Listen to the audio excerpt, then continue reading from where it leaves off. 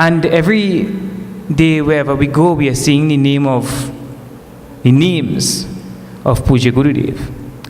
When you think about Krishna, who you have Muralidhara Krishna, who holds the flute in his hand, and then you have Gopala, who sees about the cows. And in the same way, when a man lives his life,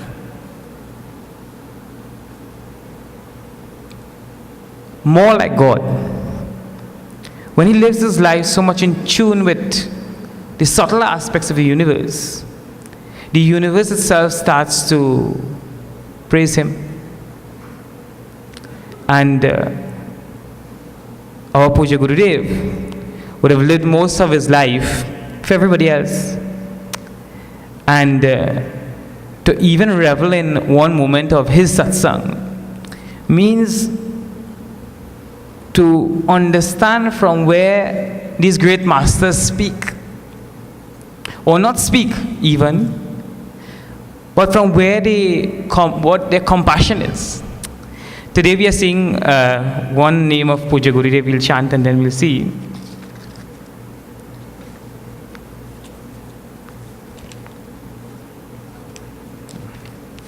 Om Gurave Namaha. Om Gurave Namaha. Om Gunatitaya Namaha. Om Gunatitaya Namaha. Om Grantakrite Namaha. Om Grantakrite Namaha. Om Chinmaya Namaha. Om Chinmaya Namaha. Om Chinna Samshaya Namaha. Om Chinna Samshaya Namaha. Om Jagatatmane Namaha. Om Jagadatmane Namaha. Salutations to one for whom the world is the self. That's the meaning of the word. And when we look at the world, we see differences, we see individuality. So if I come to the satsang here and Panditji takes my prasad, Pandit Visasa here, the Pandit in front here, with long beard, not Pandit Rajanath, because this is his temple. If he take my prasad, is okay. But if Pandit Visasa take my prasad, and I am not at the level of Jagatatmane Namaha, where I realize that the self in Panditji is the self in me, I hit him one box. And I take the prasad, because prasad is very important to me. I got this size by eating prasad only. See, so he's saying that Jagat Atmane Namaha, there's a self, there's something that enlivens the body, enlivens your body, enlivens the mind, enlivens the intellect. And that great Mahatma, Swami Chinmayananda, he recognized, though he realized that, it was revealed to him. And when something like that is revealed to you, it's like, I always rever this story where this lion would have ended up with sheep. You hear it in the traditions. Yeah. And what happened is that he would go, bear, bear. Right? That's how you go. Because he ended up in the wrong company. But then he realized one day, like Lion King, how he pick up the little one and carry him all over. One day his mommy saw him, or maybe his daddy also. Every time the mommy is at her feet here, so his daddy see him. Right? So his daddy pick him up and he carry him. And he taught him to look into the water and to see a reflection of himself in the river that was running close by. And he saw, wait now, I don't resemble the sheep, but I am a lion. So his father tell him, roar! He's a bear. Right? But then after, sometimes the teaching and it takes a little while. My acharyas could tell you about me and what takes a while. But what happens is that after a while,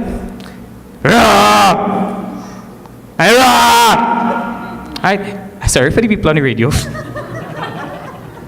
But what happens is after a while, you begin to understand your true nature.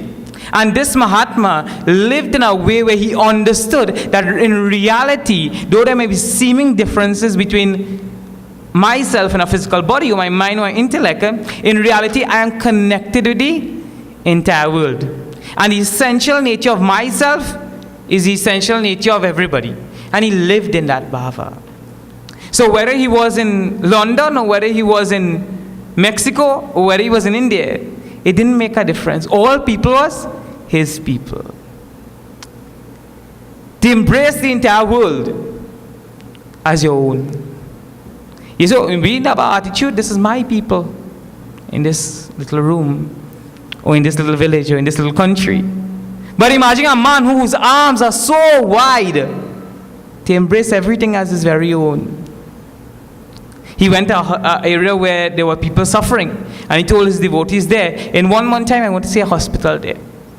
He never went back there in 2-3 years time. It's just his compassion. Imagine if an individual can expand themselves to identify with the world. So when a brother of mine suffers in China, he's my brother. Most likely that same brother come in Trinidad. But if a brother of mine suffers in Africa, that is my brother as well. I may not know him physically, but the same essential nature that connects him as well. So pay obeisances to our Puja Gurudev, and may that realization, may that revelation come in our lives where we can live with that oneness with the entire universe. We are seeing chapter 4 of the Bhagavad Gita.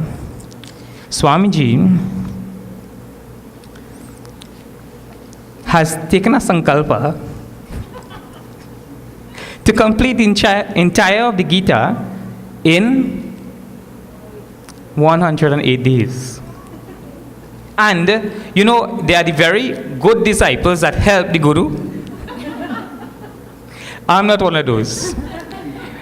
You know, if you're helping the Guru, well, if you know your maths, you divide 1800 into 1800 or 700. I just check in on the maths. So it's 700 verses divided into 18 chapters, which is how much, anybody? We have a maths teacher here? Or do take out the phone, eh? Okay, so that is 6.1, right? I think. All right. So I would have shared some of my reflections on the Sastras for a few days, and every day I shared, I covered 3. I covered 2. So I could imagine looking at Swamiji and say, Swamiji, I've done a job well done. So there are so many differences between the Guru and the disciple. Swamiji goes so fast. Anyway, you see Swamiji moving, he moving like, oh, let's watch Flash.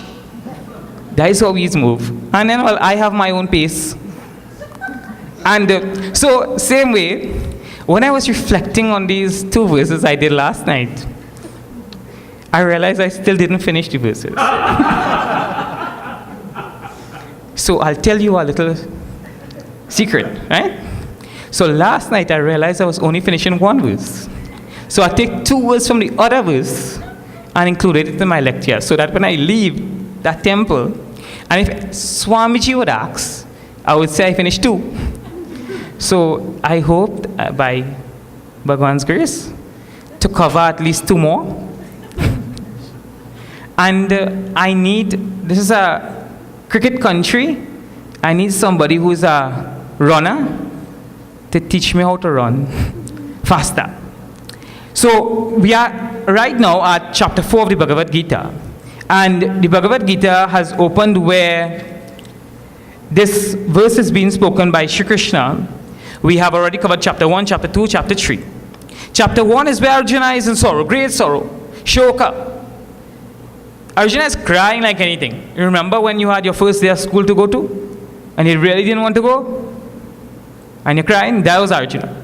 In the second chapter, we recognize that Sri Krishna is telling him through all different means, through the method of performing your own duty, to also you are not the body, even if something happens to the body, you will live on, that you are the eternal Atma, that the reason why this is being fought is not because of your own desires, but for the benefit of satisfying the needs of others.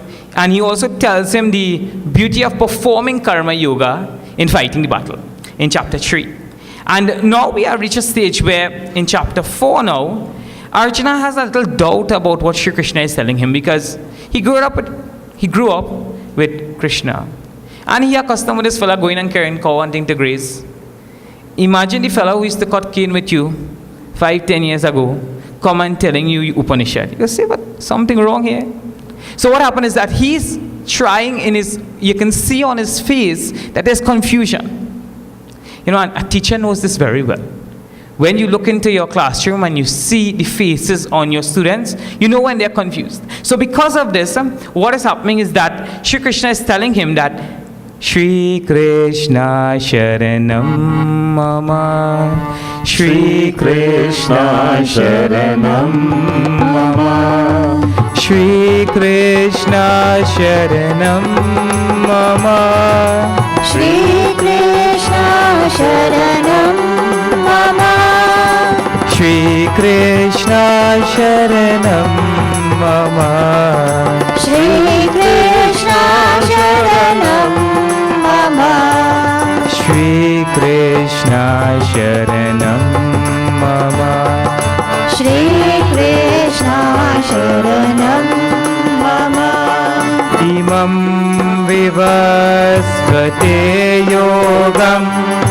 Proktavanaham Avyayam, Shri Krishna Sharanam Mama, Shri Krishna Sharanam Mama, Vivasvanave Praha Manurishvakave Bravi, Shri Krishna Sharanam Mama, Shri Krishna Sharanam Mama, Shri Krishna Sharanam Mama, Sharanam Mama, Sharanam Mama.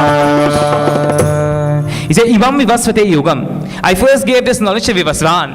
Vivasvan is the sun god. The entity that energizes the sun is Vivasvan. So, Vivasvan was there long ago in the past. And Shri Krishna is saying that I gave him this knowledge. And he says that this is the Avyayam. It's a knowledge that cannot be destroyed. See, if you take all the books that are there in the school down here, the Ashras Boys School, or Modseka, or Old Tech, and you take all the books on maths or English or physics and you destroy them, still the knowledge principle of those subjects will one day be revealed to one who is at that level of understanding. So he says that this knowledge could never be destroyed. And he says that Imam Vivasvate Yogam Proktavan Aham Avyayam Vivasvan Manave Praha Manur Ikshvakave Barit. And here he is telling him one particular word, is Avyayam. This knowledge that we have with us is imperishable. It is something that is not a new theory. It was not created by Krishna. Krishna didn't decide that. So just before I speak to Arjuna, I come up with a particular theory, and now I teach Arjuna. But this theory has a practical reality, and that's why he's telling it. He's saying that I told it to 3 people in the past. I told it to Vivasvan, I told it to Manu, and I also told it to Ishvaku. So whatever I'm teaching, and that is relevant for Krishna, and it's also relevant for us. So it means to say whatever I am teaching as well, as this entity of Brahmachari, Hamerajh, whatever I am teaching is not something of a baseless foundation, but it stands on the tradition of the rishis. And later we'll see what the very meaning of the word rishi is. But he's saying that this spiritual knowledge I have given in the past. And what is interesting here is the relationship with Manu and Ishvaku. Manu is considered to be first man. So Manu and Shatrupa, they were first man and first woman, as the case may be. And then from them, Ishvaku was their son. And in that parampara, And this is a very important word for people to understand. In that disciple tradition, the knowledge was given. So that means that to say that there was a time when the parent gave that same spiritual knowledge to the disciple, who was only their children as well. If you see the story of Nachiketas and his father, he learned the scriptures from his father. So, and there's another parampara as well, where you leave and you go to the ashram and you stay. But one of the interesting things is all these paramparas start with God. So whether the knowledge is being given in a grihastha parampara, or whether it's being given in a sannyas parampara, where we wear orange and then we wear white and then you go to yellow and then you go to orange. And in that tradition, the knowledge is given for thousands of years. Whichever parampara you are from, ultimately your guru is God. Because God himself would have found it necessary to give the knowledge. Think about, and it's mind-boggling to think about this one word that Bhagwan would think it necessary to place in this fashion for your evolution. The Lord himself coming to share knowledge with you. And you know, in the Yoga Sutras of Maharishi Patanjali, he says that he considers God to be Guru. And the interesting thing as well is when Manu was given the knowledge, he was given it by Ikshvaku, who Ikshvaku shared the knowledge fully. And I think in our modern day society, there isn't a concept so broad, a vision so ennobling, when a teacher could stand in front of you and give you everything that his teacher has given. And even use examples as well of his own. And we find where sometimes if I am a carpenter, I may not teach you how to build this podium. I may teach you to build it. That's at my lower level of evolution. I may teach you to build it, but I may not teach you how to make the spindles. If I am a doctor, and I'm the best doctor in the country, I may not teach you some of the little secrets that I have. But you find that Shri Krishna gave entirely the knowledge to Vivasvan. And Vivasvan then gave it entirely to Manu. And Manu then gave it entirely to Ishvaku. And Ishvaku then gave it to his son Prithu. And because of that Prithu, that we call this earth Prithvi. So if it is that we are inspired by these men of karma, these men who acted in the world, then whatever we have, we should give to others. There's no question. You can't believe in the Shastras and not give. Whether it's giving of your knowledge, whether it's giving your time, whether it's giving of your skills. And the Chinmaya mission has decided to give 108 days of knowledge to this country. In the true parampara style. And not that these people were pracharaks. Pracharaks are people who learn it, like we brahmacharis, we study and we study it in depth, study word for word, and then we go out and we share so that others may learn. But these were people who learned this philosophy, learned this knowledge of the Atma, and then they themselves lived the knowledge. And I have a challenge for each person who calls themselves a Kshatriya. Because here we see a Kshatriya. Ishvaku was a Kshatriya. Ishvaku was a prince. Ishvaku was an executive. And you find in Ishvaku's time, he found that after being a king, there are two ways that this could be understood. One is, first, he was a normal person. He lived his life, and then somewhere at the end of his life, fag end of his life, he decided to take the knowledge. So brahmachari, grihastha, vanprastha, sannyas. At the last stage, brahmachari, student life, grihastha, householder's life, vanprastha, then you start to retire, and sannyas, retire, and then you start to do some sadhana, spirituality, and then you take sannyas. So it could be that Ishvaku learned this at the fag end of his life. But he was getting a little bit, when his hairs were getting a little bit gray, And at that time, if that is possible as well, it means that he would have lived his entire life, but at some point of his life, he would have decided enough of this aspect of the world, because it seems to be that there's limited joy in that, and now I'm going to take from the other aspect of the world. And I'm saying that as a people, as a civilization, with the type of knowledge that we have, we also need to decide. It doesn't matter when we decide to do it, but being spiritual or turning your vision within to something subtler has been something that we have been given. And here we see, when you look at the efficiency in which Ram led his kingdom, who was a disciple of Ishvaku, it means that even for administrators, even for statesmen, even for politicians, is also relevant. People have the belief that when you turn to spirituality, is something not relevant for the times. And we see very clearly where the Rajas were able to implement it in their lives. And yesterday I was also mentioning the fact that there's another recession of this. When we go to the next verse, we'll refer back to some of the things there.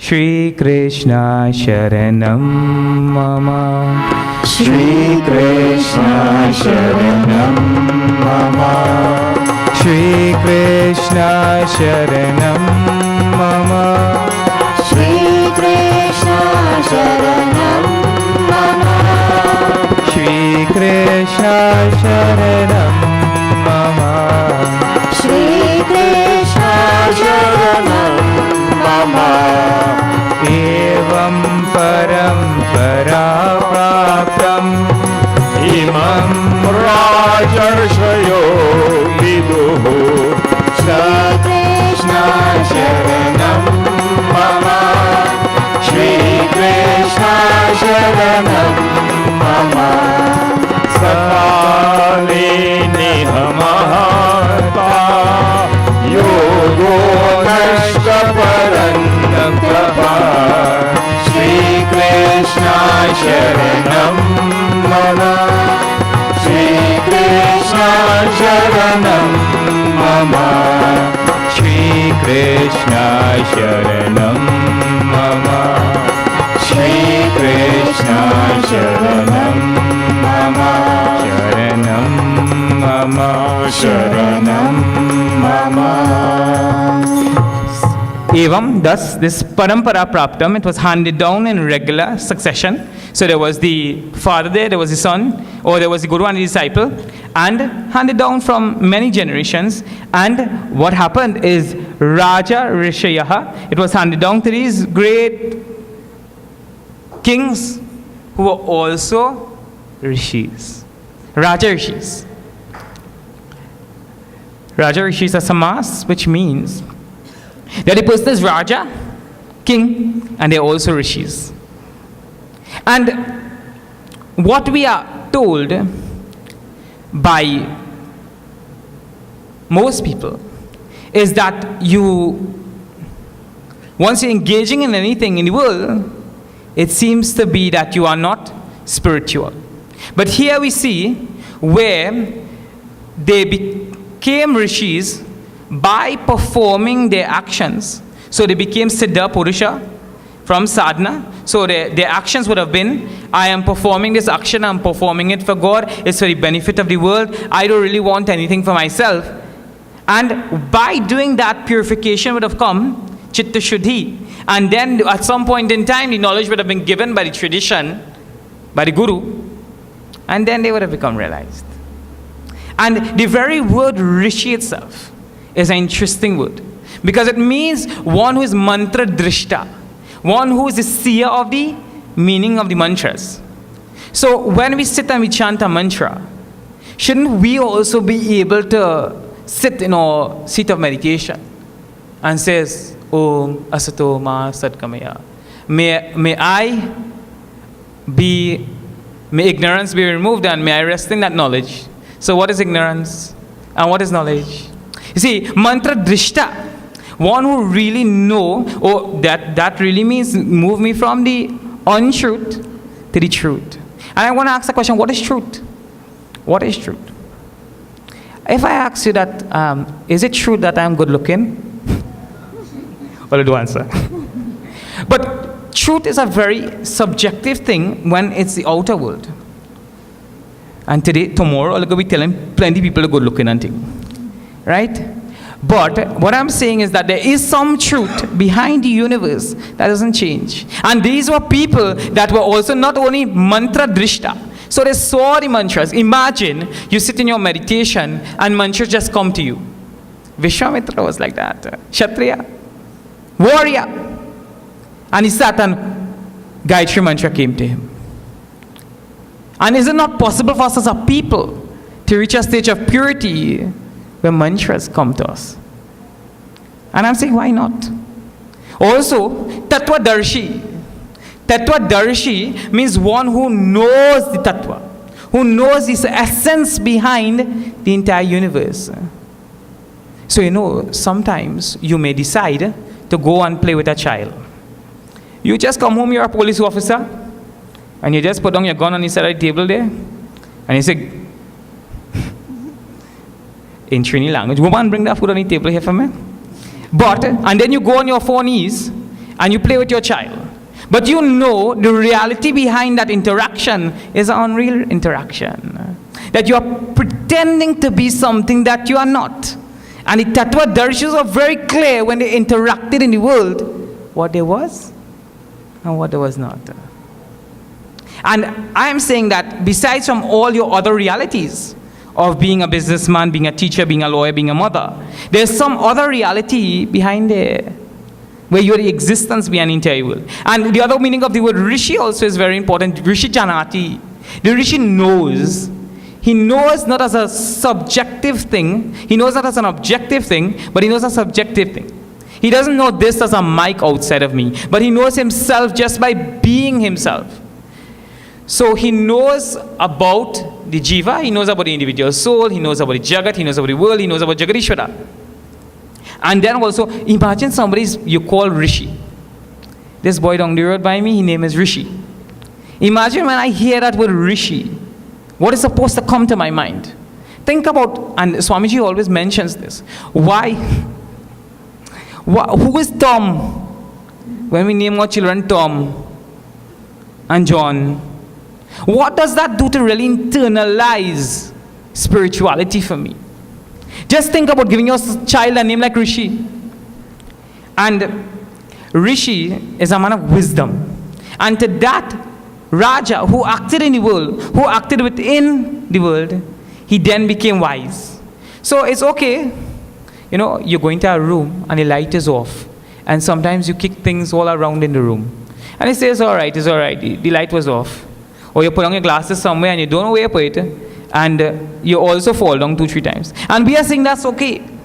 Fall down a few times, cry a few times, be angry with the world a few times. But at some point in time, some transformation should happen where you'll be empowered by the knowledge.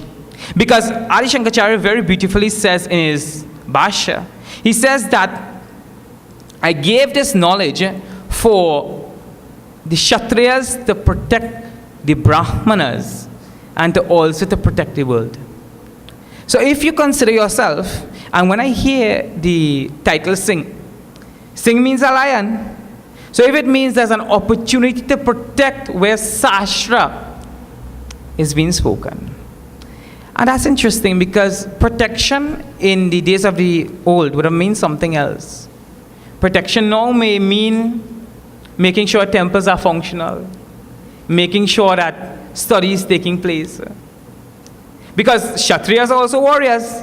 So Adi Shankaracharya clearly says the reason why they should have been given this knowledge is because by knowledge, you're empowered.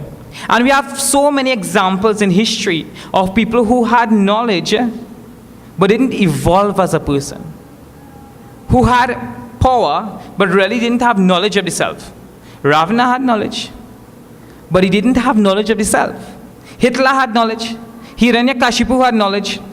And what we are seeing here is that what has been given to these Raja Rishis is that they do not have a narrow vision of the world.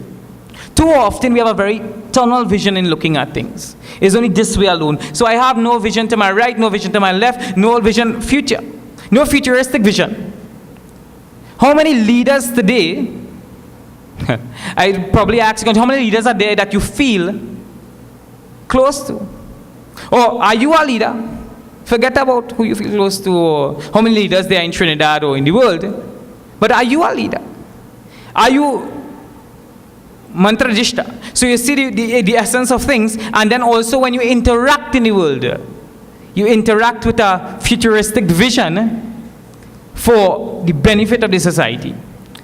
And there are men who will always be there like Hitler, men who will always be like Ravana, men who will always be like Hiranyakashipu. But who are we going to be like? So, when power and position and people are given, do I have that personality?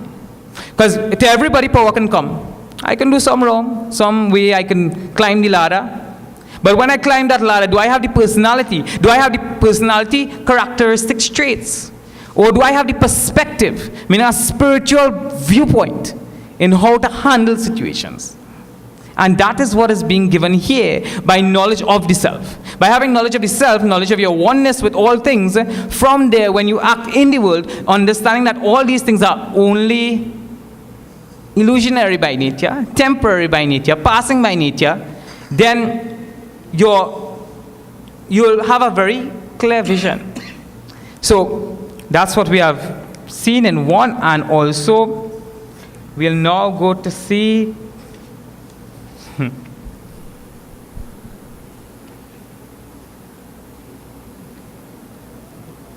I want to skip my explanation on 2 and I want to go to 3. Shri Krishna Sharanam Mama, Shri Krishna Sharanam Mama, Shri Krishna Sharanam Mama, Shri Krishna Sharanam Mama, Shri Krishna Sharanam Mama, Shri Krishna Sharanam Mama, Sharanam Mama, Sharanam Mama. Sa evayam maya tedya yoga prokta puratana Bhaktosi me sakacheti rahasyam yetaduttamam Shri Krishna Sharanam Mama, Shri Krishna Sharanam Mama, Sharanam Mama, Sharanam Mama, Sharanam Mama. So Shri Krishna says in 2 really, he says that all things, if not taken care of, it eventually decays. Don't come in here for 100 years or 1,000 years and see what happens. You study something and you don't use it for some time, see what happens. And so what happened in 2 was after a long period of time, things starting decaying. Don't take care of your health for some time and then see. So it's a natural cycle in the universe that there's a cycle where things are very high and then things are low. If you look at the economy as well, as see where the economy operates. So what he's saying is that after some time, it became lost. Adi Shankaracharya in his explanation, they were nashtaha. He said, adarshanam gataha. Meaning to say that the knowledge was there, but it was rarely seen. People didn't speak much about the Atma. It also, there wasn't much students. The teachers also wasn't qualified. The teachers themselves were not pure vessels. We have a vessel here that we're using for Gangadhara. When you start Gangadhara and you're going from Shiv Gangadhara, and we are starting on the 4th of March, and we are going to Mansalina. Please do join us on that. but not with the one that I'm going to explain to you. Right? This one, imagine it has holes. Right? So if I give you water and I tell you, take this for me down to Manzalina, and there are several holes in the bottom of this. You all see any holes? Well, I can't see the holes that none. Right? So if by chance it had holes in it, right? What would have happened is that I will not have been able to be a proper vessel to carry water. And what had happened in time is that the people who were responsible for carrying this great knowledge, they were no longer able to carry it. They were carrying the name, they were carrying the title, but they didn't have the understanding of it. And when what they recognized is they were getting the same type of fame, same type of glory without even knowing the knowledge. So they acted in that position. And then after several years, they didn't even have an idea of what the knowledge was. So the person in charge with that responsibility didn't have the knowledge. And then those who were their disciples or their servants didn't have the knowledge. The knowledge itself became lost as if. What happens is like a stream that flows underground. It temporarily gets lost. So, because it wasn't available, Shri Krishna says, then I'm giving that to you today. And when I was reflecting on this verse today, when we say Arjuna fought a battle against the Pandavas fighting the Kauravas, he was really fighting for establishing jnana. Because the ideology by which they lived wasn't a right ideology. And what he was re-establishing was a new way, new in inverted commas, meaning it's something that was there before, but reviving a way of thinking. And I am asking a question to myself as a Trinidadian. What is our way of thinking? What is our way of viewing the world? What is our spiritual vision? Is it in line with what was taught by Vivasvanta Manu and Manu to Ishvaku? Is it broad? Is it considering, when I sit, do I take the entire universe into my mind's eye and make my decisions?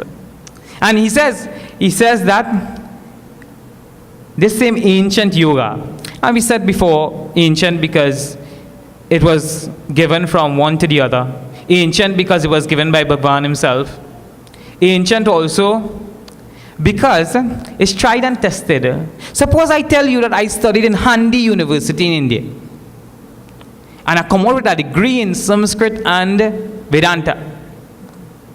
Would you trust me? Most of them mightn't trust me. Might trust me because they don't even know it have a Handi University. But suppose I said I studied in Handi University in London. Or myself studied in Handi University, and the Kritika here studied in, Kritika is the Brahmacharini in yellow. She studied in Harvard University. Which person you would have more faith in?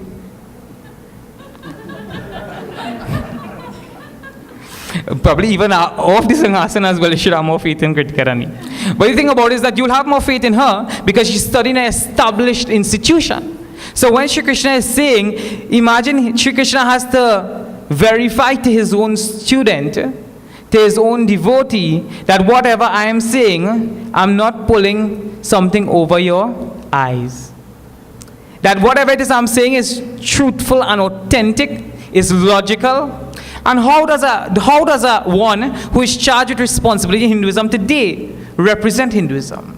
When a question is asked to him, to answer in a logical way, rational way, are we able to do so as a people? And that's why I say when we move away from what is ours. There's something called the Brahma Sutras. And every single word in that mantra carries several different meanings. Several different layers of meanings as well. So it says that the knowledge, this knowledge was given then by me, and now I'm giving you that same knowledge. And I'm giving to it because you are my friend. Shri Krishna is calling Arjuna his friend, and there are many reasons for that. And the same knowledge, and it's interesting to note that when we started to study the Gita, when we went into the Bhagavata Purana, or we went into the Ramayana, or we went into the Upanishads, we would have seen the exact same declarations as the Gita. So So it means there's really no difference in the knowledge. There may be a difference in the presentation. So when Swamiji may come here, he may tell 100 jokes, and everybody will laugh. When Brahmachari come, all might be sad, all might be mad, all might be glad. More mad than glad. But the thing about it is that his presentation might be different, but the same knowledge is being explained. When Ramana Maharishi sits in his meditation and he says, Koham Soham, who are you? I am that. That's all. That's the same knowledge. Presentation being different. So, he says the same knowledge has been given in the ancient times, and the same thing I'm giving to you because you are my friend and because you're my disciple. There's one underlying theme here of why it was given to Arjuna besides from anybody else. And it has to deal with the term known as adhikari, which is a fit student. Arjuna was a fit disciple. And many times in the world as well, if you need to be qualified for, suppose I want to enter the police force, right? As my Panditji behave. So yes, if I want to become fit to enter the police force, or suppose I want to become an air, not hostess, hostess is female. I want to become an air attendant, or I want to become a model. A model is better, right? You all get it very clearly when I say I want to become a model. Whether it is an air hostess, whether it is a police officer, a fire officer, a flight attendant, some prerequisites are there, isn't it? So, in the same way, for Arjuna to be given this knowledge by Krishna, he had to have some prerequisite. Suppose tomorrow you go into the hospital and you see the same brahmachari who was here at the Krishna Mandir, singing bhajans and singing out a tune and thing too. So you know he had tuned up the instruments and too good. And you see him with 2-3 things there to operate on you because you fall down now. When you're climbing up the stairs home, you trip and you fall down. Or somebody push you too, and you fall down. So you end up in the hospital. So when you end up there, you see brahmachari. How confident would you feel for me to perform your operation? You shouldn't dare. Because I don't have qualification in that field. So what happens here is that even to drive on the road, there's some qualification you need. To enter into secondary school, there's some qualification. So when Shri Krishna says, Arjuna, you are my friend and you are my devotee, he isn't being in any way favorite or showing favoritism to Arjuna. Because Arjuna qualified himself. One of the meanings of the word Arjuna, Rijitvat Arjuna, one who is very straightforward. You know, we have a nice way of saying one thing and meaning something different. So how are you looking? You're looking good. And then when you go behind the person's back, you say something else. Or somebody asks you something and you don't ever give them a straight answer. What we're saying is that Arjuna, as a disciple, as a devotee, he was very straightforward. And this Arjavam comes in 16th chapter of the Gita as well. He was very straight in his speech, in his words, and also his actions. Arjuna also, Swamiji mentions this so often, that Arjuna didn't have any schizophrenia, which means he wasn't a split personality. He was an integrated person. And if we analyze even in chapter 2, verse 7 of Gita, Arjuna was a person who was willing to earn more knowledge. Shishyasteham shadimam tvam prapannam. He says, I don't know. And only when you recognize you don't know, is only then you can be filled. There's a very nice Zen story that this is a glass, imagine, and the glass is already filled. And so he comes to the master, and the master says, bring me a glass filled with water. And he comes and he brings it to the master, and the master then puts it on his table, the disciple's table, and he starts filling that same vessel. And the disciple is saying, I want to learn from this master, but he seems to be crazy. Because what is he doing? And he wanted to show that disciple that he was too filled of himself. And the only reason that Duryodhana didn't get Krishna's, or one of the reasons that is, that he didn't get Krishna's support was he was too filled of himself. And here we see where Arjuna is willing to surrender his entire being to Krishna. And that's really a sign of a devotee. Or it's a sign of a jnani as well. Because one who goes to the Gurukul has to shave his hair and give it up as a sacrifice to the Guru. He has to go with 2 sticks in his hand in the olden days. It says he takes 2 sticks in his hands and he carries it to the Guru and he gives it as, this is all I have to offer you, Guru. I offer my entire being and now you guide. Arjuna was a person also, besides from being very straightforward and also being one who was willing to learn, Arjuna was a person who had firm vows. Arjuna's bow was Gandiva. And you know, sometimes his children who has telephone and laptop and thing, and you any way to put it down and you just watch it so they pick it back up, grab it and put it in the pocket. Or something else they have. Arjuna with his Gandiva, you couldn't come close. And he made a sankalpa. Think about the caliber of the person.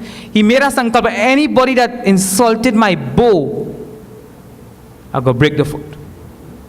Actually, it wasn't break the foot, nah? He said, you take your life. And Yudhishthira insulted his Gandiva. And what he did is Sri Krishna, good friend that he was, told him that the only way that he can nullify having to kill Yudhishthira, because it was a vow, is that he needed to go and speak about his own self in the royal court where they were noble men. And he says, when you speak about yourself in the company of noble men and speak about your virtues, that is similar to death. Think about the Rishi ideal. Just talking about yourself, bringing up yourself, creating a self-image, as we would call it in today's society. Look at me now, I real good. That is what Arjuna went and do. And he said that was equal to having killed Yudhishthira. So, you see, also, so we also should learn to make firm vratas. Arjuna was also free from lust. There was an incident with Urvasi where he was offered, she's a celestial dancer. And she told him that, come learn to dance and join her dance school. Arjuna decided he had to come back and fight the war, so he tell her, hold on right there, I'll come back afterwards. And he was cursed by her. Because she's saying, you're such a good dancer, you should become a dancer, forget about them and the war. But he was so, and that's why Shri Krishna uses in several places, he uses the word parantapaha, or scorcher of foes, because there's also foes, external foes, but there are also internal foes. So Arjuna even conquered his internal foes of lust, desire. And he was very focused in the moment. There's also a very famous example of Arjuna going with his Pandavas and Kauravas. Drona was their teacher. And Drona said, let me carry you to a test. So there was one side of the river. He took them to the other side of the river. And he said, he put a wooden bird. And he said, shoot this bird. Right? He said, shoot the eyes of the bird. And he brought Yudhishthira. He said, what do you see? He said, I see the trees, and I see the water, and I see the branch, and I see the beautiful sunrise and everything. He said, Drona, their revered teacher, he said, put down that. Go and sit down. Go and watch cable or something, TV, internet or something. Because you're not fit. When he called Arjuna, he said, Arjuna, what do you see? He said, I see the eye of the bird. Ekagrata. Very much concentrated in the moment. So, with those type of qualities, Shri Krishna was willing to give him that knowledge which was rahasyam. But here also underlying is that secret, is the amount of different types of relationships that we can have with the Lord. And the Mahatmas, they say there are 4 or 5 different types of relationships you can have as a parent. Yashomati Maiya se bole Nandalala.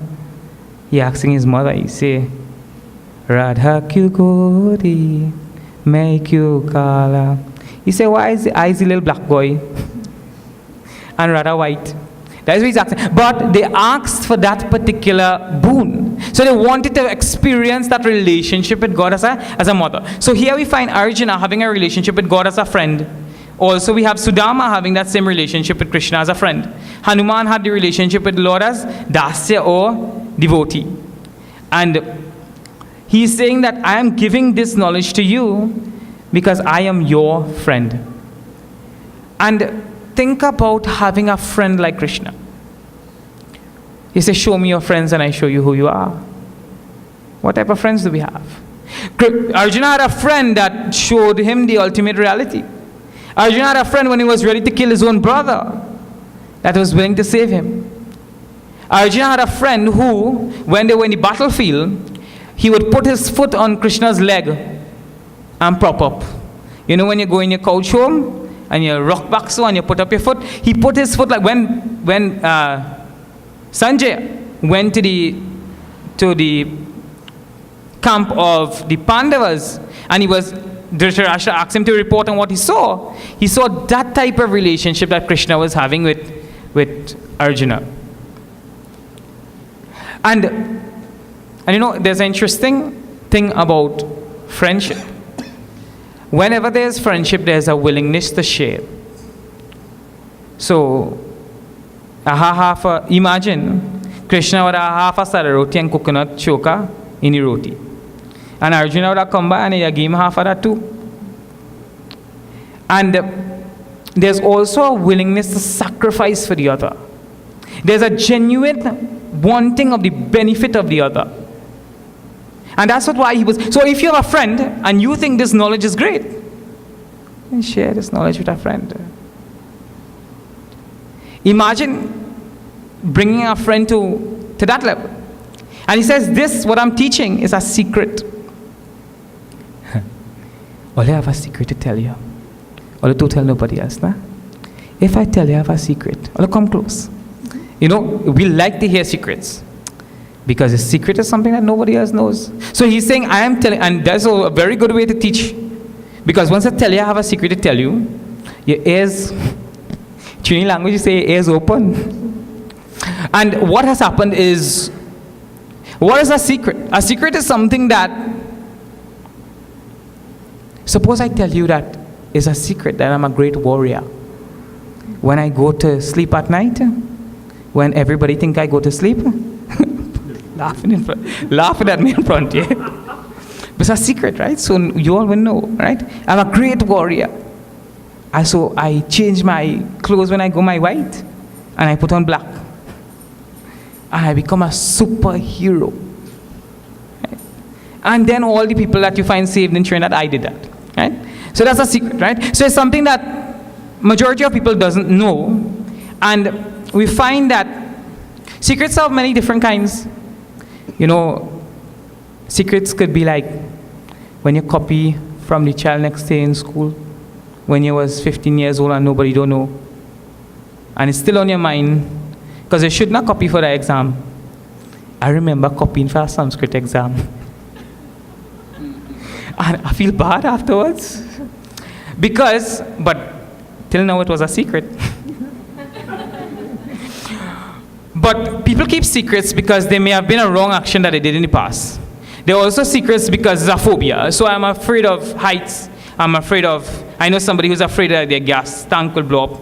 So they do ever light the stove in their house. So there are many different types of secrets. And it seems that we as a people become fond of knowing people's secrets. Say, tell me now. You have to tell nobody else. And some people are real good at this thing as well. They'll tell the secret to everybody. I'm telling you, but don't tell nobody. And then it only have 15 people in the room as well, and they tell every single body in the room. Oh, a secret, I have some money in a Swiss bank account, so, you know, all don't tell nobody.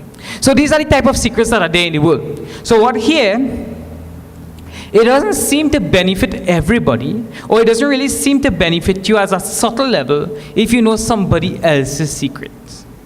But this particular secret that Sri Krishna is telling Arjuna, he says is it purifying. Like how the Ganga flows from Gomukh coming down.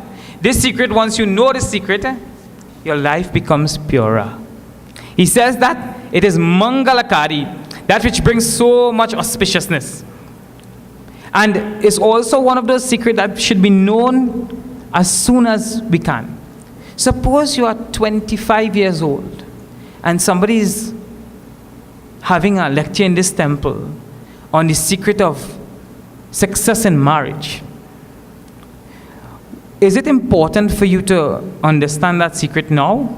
Or is it important to you understand that secret when you're 60 years old? When is it most important and relevant? If you want to marry, it could be now. Also, so this secret, and it's interesting that this secret that is being spoken about is the fact that whatever enlivens the body, mind, and intellect, my body, my mind, and my intellect, and make it function so perfectly, that same thing enlivens not only my jiva as an individual being, but enlivens the entire world. And it's not that it's different or not that it's far from you. It's so close to you. You know, sometimes we are playing hot and cold. I don't know, is that? When you hide something and you tell children, okay, go closer to the day hot and day cold, etc. And this thing's so close to you, it can come out and bite you. The knowledge of the Atma. But unless a guru, and that's why it says a secret, because unless a guru sits and tells you, you are Sat, your existence, you are Chit, you are Sat, truth, existence, consciousness, and Satchit Ananda, and you are blissful. You will live your entire life Chidananda Rupa, I'm crying. And it's interesting that we sing this bhajan, we sing this chant, and still we come complaining. Because we never really understand that we are essentially that reality. And Guruji, when he was speaking on this verse, he says, Rahasyam also means, even when it's told, is not very easily understood as well. So I tell you, you are the Atma, and you may hear it for the rest of your life that you are the Atma. You are a spiritual being. You are the very core of the existence of the universe. But even on hearing, some get it. Some have to wait until next Janma. But a Hindu doesn't worry, because he has many Janmas. And that we will see in terms of many Janmas in a verse tomorrow. That verse we'll chant. Verse 4 and verse 5. Shri Krishna Sharanam Mama. Shri Krishna Sharanam Mama. Shri Krishna Sharanam Mama. Shri Krishna Sharanam Mama. Shri Krishna Sharanam Mama. Shri Krishna Sharanam Mama. Shri Krishna Sharanam Mama. Shri Krishna Sharanam Mama. Aparam bhavatu janma, param janma vivasvataha. Shri Krishna Sharanam Mama. Shri Krishna Sharanam Mama. Patamete tadvijaniyam Tvamado proktavaniti. Shri Krishna Sharanam Mama. Shri Krishna Sharanam Mama. Bahuni me vyatitani janmani tava charjuna. Shri Krishna Sharanam Mama. Shri Krishna Sharanam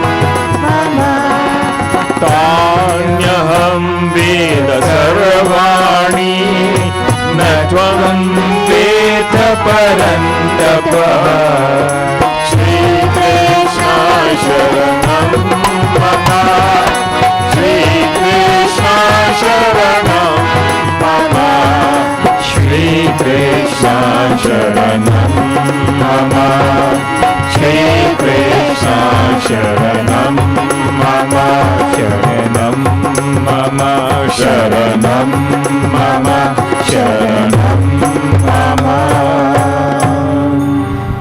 So Krishna is telling him that you are my devotee and you are also very close to me, and it's also a secret, and I am telling you this. But who am I really as Krishna? That will be seen tomorrow.